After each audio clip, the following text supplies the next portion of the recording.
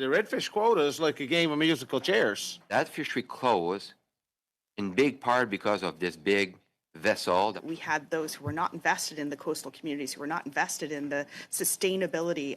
MPs on a parliamentary committee unhappy the big boats will keep 58% of the quota when the Gulf red fishery reopens.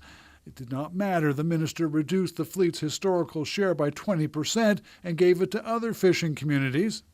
This quantity of quota being allocated to the offshore fisheries, how that benefits local fishers, local communities, and those who are seeing this resource and marine ecosystem right on their front doorsteps being utilized for offshore corporate interests.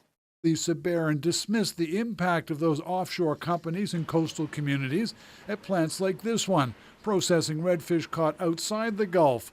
The company spent millions on the plant in anticipation of the reopening. A DFO official explaining to the MP crews and plant workers are local. Those businesses and the processing facilities associated with them are located in coastal communities in Atlantic Canada and Quebec. So that fleet's revenue and business activities do indeed go to support coastal communities as well. The offshore fleet was also blamed for the redfish shutdown in the 90s. The closure was part of a region-wide collapse in groundfish stocks.